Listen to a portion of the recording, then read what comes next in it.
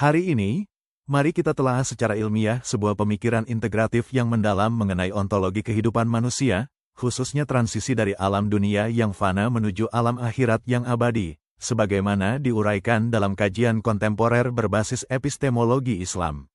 Manusia, sebagai makhluk ciptaan Allah yang paling sempurna, diciptakan dari tanah dan dibekali akal budi sebagai instrumen epistemik utama. Namun, fitrah awalnya adalah ketidaktahuan, sebagaimana ditegaskan dalam Al-Quran Surah Ad-Duha ayat 7, dan dia mendapatimu sebagai seorang yang gelap, lalu dia memberikan petunjuk.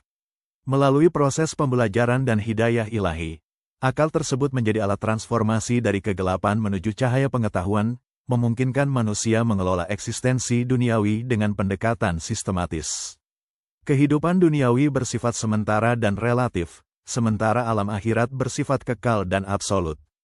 Oleh karena itu, paradigma kehidupan yang ideal adalah keseimbangan ontologis antara aspek duniawi dan ukhrawi, yang disebut sebagai konsep umatan wasatan, umat pertengahan, sebagaimana disabdakan Rasulullah.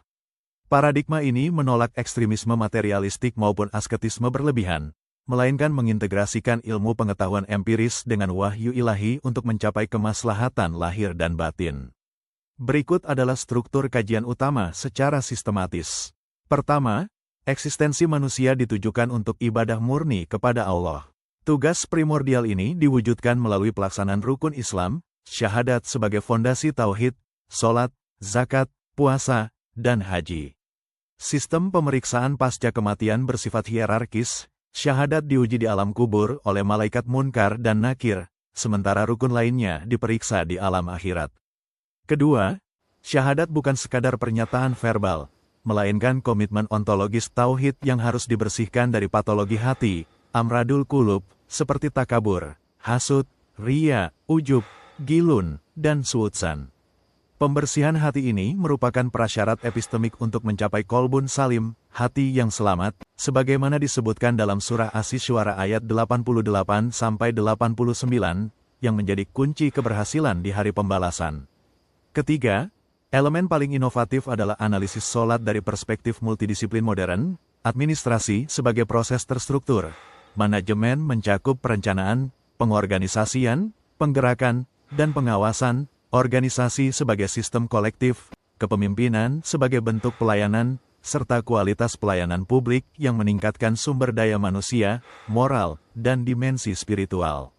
Pendekatan ini menunjukkan bahwa ibadah ritual tidak terpisah dari prinsip-prinsip manajemen kontemporer, melainkan dapat dioptimalkan untuk pembentukan karakter individu dan masyarakat. Keempat, konsep keseimbangan dunia dan akhirat menjadi fondasi filosofis keseluruhan kajian ini, menghindari dikotomi palsu antara pencapaian duniawi dan persiapan ukhrawi. Secara keseluruhan, kajian ini menyimpulkan bahwa keberhasilan eksistensial manusia terletak pada integrasi antara ilmu pengetahuan, pembersihan hati, dan pelaksanaan ibadah secara sistematis.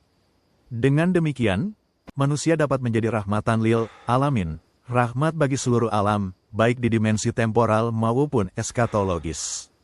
Demikian kajian ilmiah singkat ini. Semoga menjadi wasilah introspeksi dan peningkatan kualitas keimanan kita.